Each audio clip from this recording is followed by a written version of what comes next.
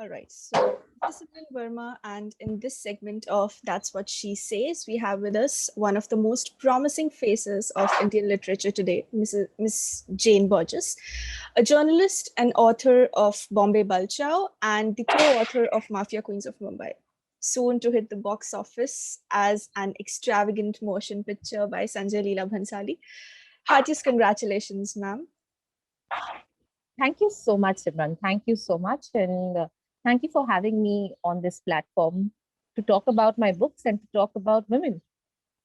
My pleasure, ma'am. And we'd love to see more of your creations to be wholeheartedly accepted by everyone, by the audience. And that's Fingers that's crossed. really amazing. So, talking about these two masterpieces, on one hand, Bombay Balchao captures the heartwarming, the subtle, homely kind of atmosphere of Bombay, whereas Mafia Queens of Mumbai, on the other hand, is a fiery contrast to the former's theme. So, how was the journey from being a journalist to being an author who wrote about Mumbai with such contrasting variations in such a spectacular manner? So I began as a journalist, and I think one of the roles that of a journalist is to document whatever they see and tell it in the most honest and truthful manner. At different points in my career, different things have interested me and um, made me feel invested in it. So when I like my first stint was at the Asian Age, and there I met my resident editor Hussain Zaidi, who I co-authored Mafia Queens of Mumbai with, and he was the one to goad me into trying crime journalism and seeing whether it interests me. At that point, I was a sub editor with the paper, and crime was definitely not even in my radar. I didn't want to be a crime journalist. I actually wanted to be a political journalist. But I gave it a shot. And I remember he put me into this rigor before he got me to start researching with him. So I used to try and build my contacts. And I think the first 6 months were just getting a sense of what crime journalism is like, meeting officers, doing a couple of large news features. And that's when I said, yes, I think I'm ready to work on this book. But my primary interest was always Mumbai. And because this book was about female gangsters from Mumbai, I thought, why not, give it a shot? That was my beginning, actually, my That was foray definitely into, worth it. yes, into researching and writing about the city. But I was being handheld at that point because I was very young and it was a new phase, a new scene completely. But it was beautiful and I thoroughly enjoyed the experience till it lasted. But I think after that book came out, I knew I wanted to do something that was more personal or came from from a space of trying to understand the environment around me. And coming from a Catholic community in Bombay and having witnessed uh, uh, this different life that was lived. So I never was really raised in Mumbai. I was raised in Muscat in Oman, and then I moved here when I was 16. So for me, the surrounding that I was living in was very different, very unique, and yet nobody was talking about it. And it was a small Catholic community in South Mumbai. And in the last 10 years of being here, I had seen how much it had changed from being this vibrant and alive community. It was shrinking because obviously Mumbai is changing, development is happening. And because of development eats into something that is old, obviously. And that is what is happening across the country. It is happening with Mumbai, South Mumbai, which is one of the oldest um, um, developed cities in India. This island city, South Mumbai only. And I thought it would be interesting to talk about this community because it's, half of what I had seen and lived in. And I know it will fast disappear as, we get more skyscrapers, we get our metros, and we get our fabulous coastal roads, which are all a shouting distance from Tavel. And that is how Bombay Balchao happened. So the queen or the heart of my stories is always Mumbai. She is the protagonist, and everything that happens, though it's really very very different. One is very cultural, one is crime. I think I would love to explore more in the varied faces of the city and write about it. I don't want to restrict myself and say I'm only going to write about a certain thing or a certain way of life. It is Mumbai, and Mumbai lives and breathes differently every day, and we should celebrate it and write about it. That's amazing. That's amazing. So you started as a journalist, and as a young woman stepping into journalism and then into Indian literature. Do you think that voicing your opinions in such a brave manner was an easy task? And how readily did people of this field of journalism, as well as from the field of Indian literature, accept it? Acceptance was never a problem, really. And I think wherever I went, people accepted me with a big heart. Whatever I wrote, I have always been fortunate um, and lucky enough. Though I'll admit, and when I wrote Mafia Queens of Mumbai, I was just a young reporter and writer, and Hussain was the face of. He'd written a very, very great book, which was uh, Black Friday. I don't know if you've read that book or heard of it. Okay, It was I've made heard of into a it. movie by Anurag Kashyap. Yes. So, yes, as a woman at that point, I did feel, and because we're talking about women at this point, that I was always his co-author, but for people, he was the face of the book, and so every time people would mention Mafia Queens of Mumbai, they would mention Hussain, and while I didn't have a problem with that, I do feel there is a tendency with people um, to usually undermine the the second voice and the other voice, which is Yes. that of a woman. And definitely, my author had no role to play in that. It is just the way people perceive Hmm. an experience. Though it was about female gangsters, for them it was a male perspective. It was a male author who had written the book. So I think that happens a lot, and with the general um, let me put it this way, Simran, that when you have um, um, a subject like crime, it's very difficult for people to think that somebody as young as this person would have gone and reported or Yes. even worked or written a book. It becomes very difficult for people to identify. You have to literally go and tell people, hey, even I did, even I researched, even I co-authored. So it's a challenge there, but I never saw it as a problem. I was always accepted.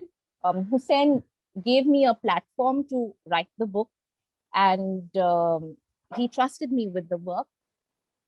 Even with my second book, my publisher was, though I had written nonfiction, Mhm. she was ready to take, Kartika was ready to take the risk with getting someone who had written a nonfiction crime work to try her hand at literary fiction and give her a platform for that. So yes, there is always that push and pull that keeps happening. It's very important how you negotiate your way through that. Indeed, yes. So, that being said, do you think, on a general note, do you think that portrayal of women and you can say matriarchy in the mainstream Indian literature is sufficient? The representation is sufficient, or do people need to get more educated and understanding and accepting about it? There is representation. It has varied from time, of course, how women and strong female characters are represented. I think what worked for Mafia Queens of Mumbai when it was first published in 2011 was that was the first time Indian authors were actually telling the stories of female gangsters. Um, One of the things that Hussain had told me when we were researching the book is that you will notice that the newspapers are always going to be filled with Daud, Rajan, Indeed, yes. Ravi Pujari, and all the big gangsters. But these were the women who were actually, holding the key to everything. And why wasn't enough written about that? And it was a challenge for us as writers too, when researching, because the more we browsed through papers, the lesser the information we found. It should have been the other way, right? The more I browse through a paper, the more I will find something about Dawood Ibrahim, the more skeletons will come out of the closet. But here, when I was researching, I was unable to find stories about these people. They would be reduced to a sentence or an article. It was never just enough. And when we bought out the book, it seemed to have come as a shock to people that these women could have existed, that these women could have played such a part. And that is why it's still so much a part of people's consciousness. Whether it is in a negative way or let's not pass judgment. It's just that these were strong characters. Okay. And even in a field of crime, they were queens in their own right. And nobody had bothered to talk about it, at least not enough. So I'm talking about media. I think the same thing happens with literature, but because literature is so much about storytelling, and the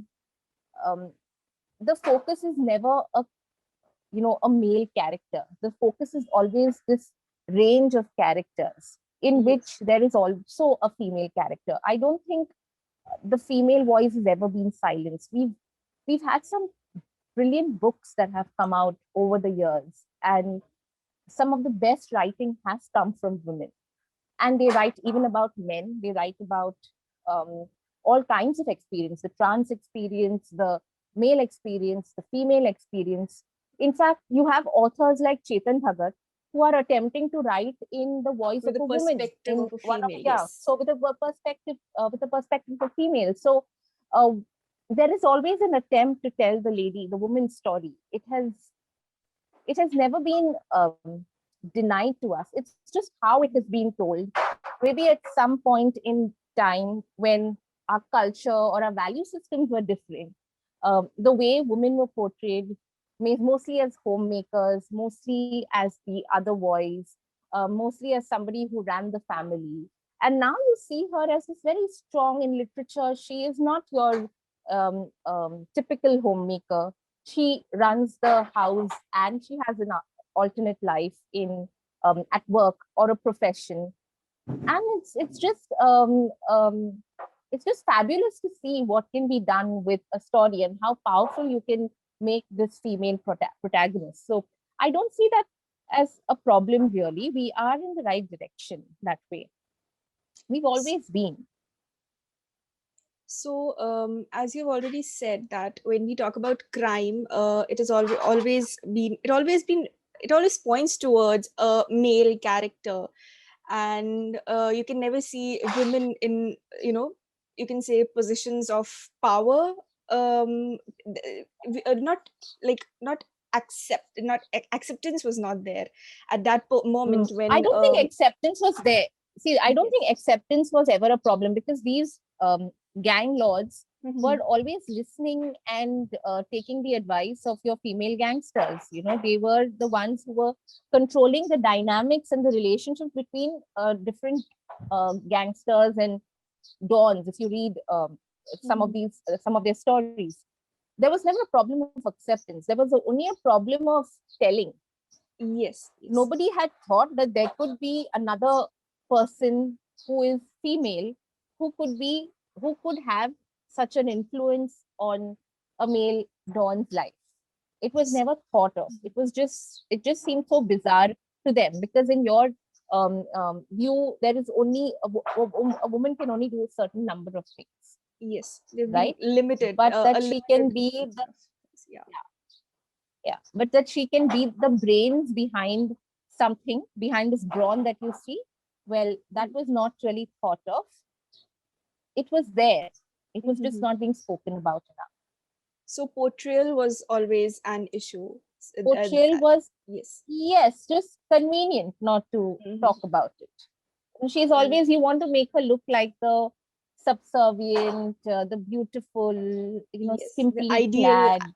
uh, Yeah, notion of a woman. yes, yes. Okay. I'm not talking the ideal notion of women, the kind of portrayal that Bollywood did. If you had Yes. a second, if you, the right hand or the left hand of a goon is Mm-hmm. always this Mona Darling type person. She cannot Mm-hmm. be a criminal. She has to be someone who doesn't have brains. She's just listening and taking information from this goon. But the actual life of a female gangster was completely opposite of that.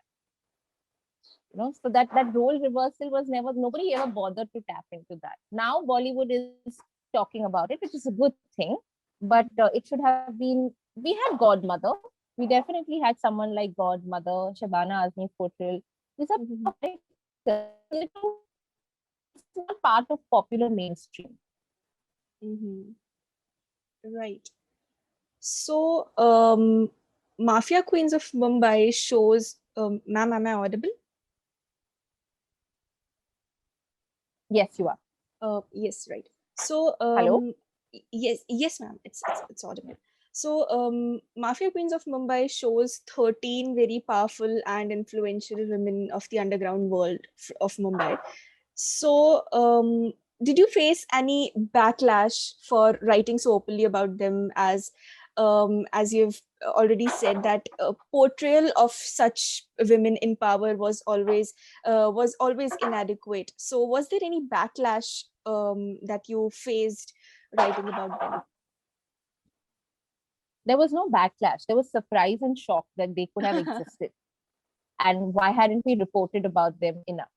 Mhm. So I think that was the problem. There was shock, there was surprise that, oh God, you had this lady. There was this lady called Jenabai, there was this lady called Gangubai, or there Mhm. was somebody like, people were shocked that, having lived for so many years in Bombay, they hadn't heard about these women or hadn't known of the purpose and the determination with which they continued. And a lot of them had difficult circumstances and uh, did what they did primarily for their family. So it was very interesting. It was not with the deliberate sense of, I want to rule the world, I want to be a criminal, which is what happens with the men. Mhm. Usually, this was just circumstances that led them to do what they did. So it was a very different, the stark difference in which the way they function and in the way the men function.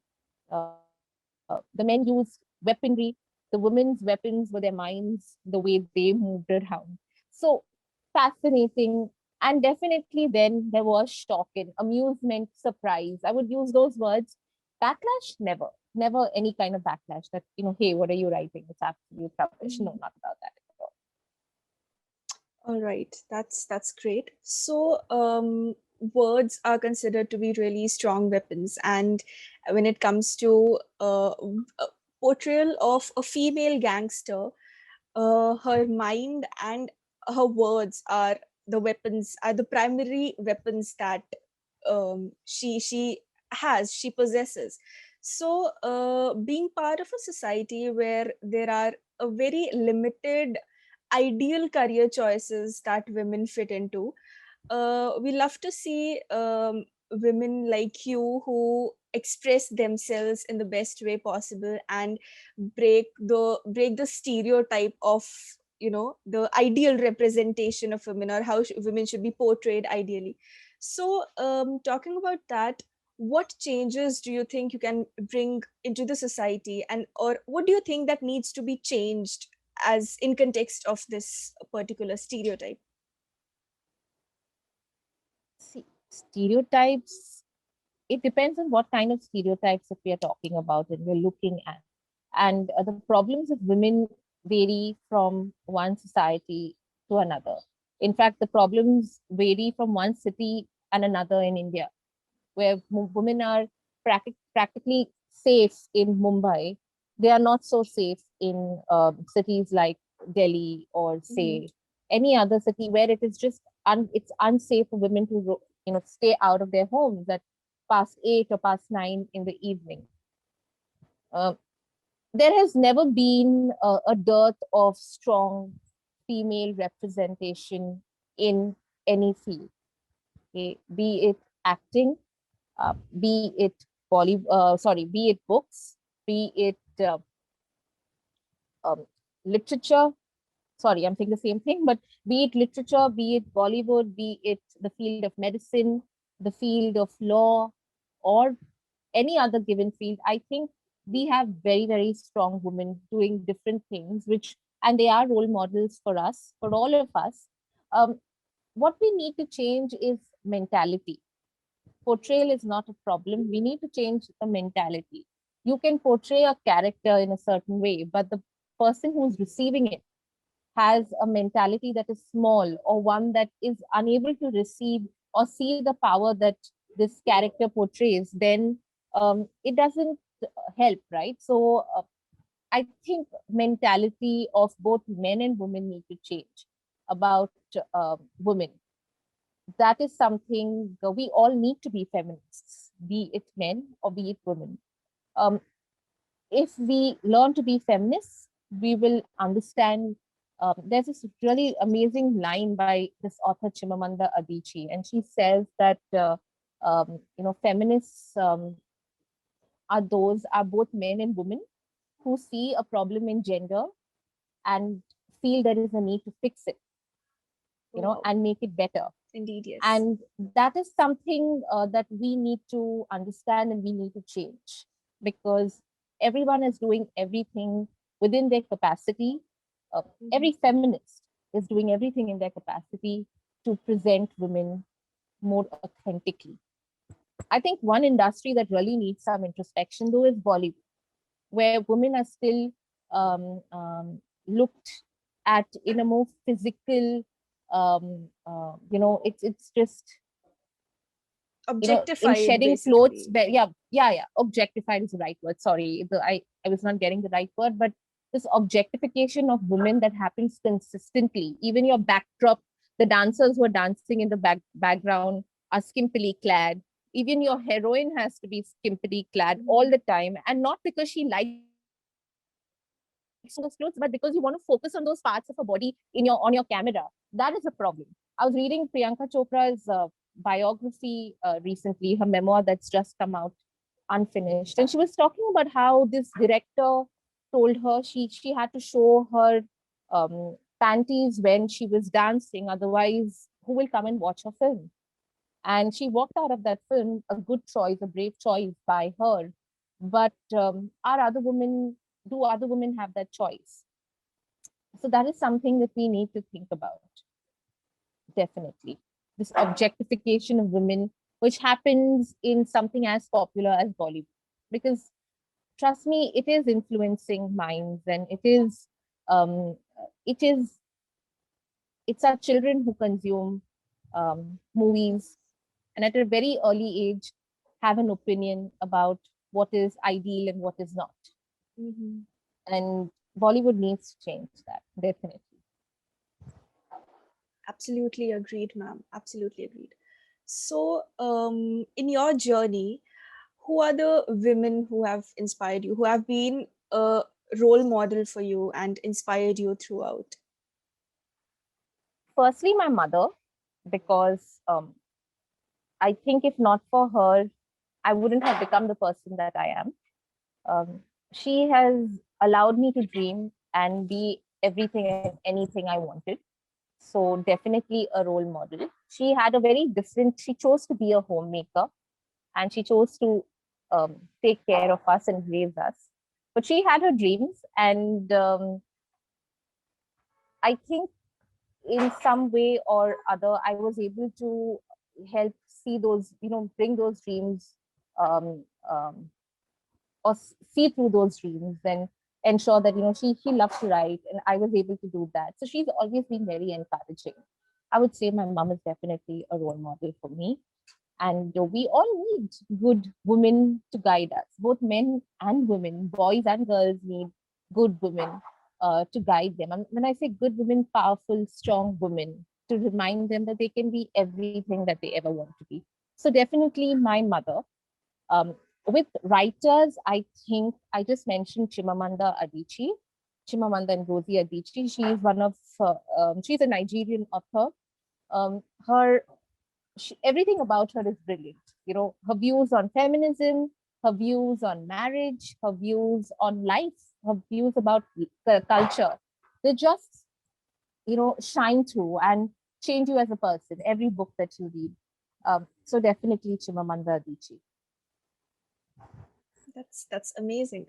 So, concluding this session, what are some wise words that you'd like to tell the youth of today, especially the young girls, to keep in mind, especially when it comes to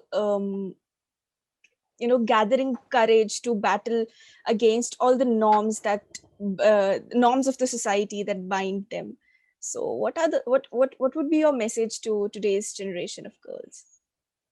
I will say listen to yourself. And I think most of the girls, because I also teach at Sapphire College in Mumbai, and I come across such wise and such uh, intelligent women, young women, day after day, year after year. Every time I have a new batch. And we already have very wise and intelligent girls who know what they want. But so I don't think I'm in a position to advise them, but I would say, you know, always listen to your heart, listen to your mind, and believe in yourself and do what you think is right. Don't let others dictate the way you want to live, because there will be a lot of people who will try to remind you that this is correct and this is not. But even if you are probably not walking the absolute right path, it is okay to fall and learn, but believe in what you're doing, and um, just live your life and enjoy. That's great. So thanks a lot for taking some Thank time you. out Thank for you so much, us. Simran. And it was amazing. It was wonderful talking to you, and we wish you all the luck and success for your future projects and everything that you step into in the future. Thanks a lot for And having me. thank you so much for making me part of this, Simran. I was really excited and delighted. Thank you so much, ma'am. Thank you. Take care. Bye. Bye, ma'am.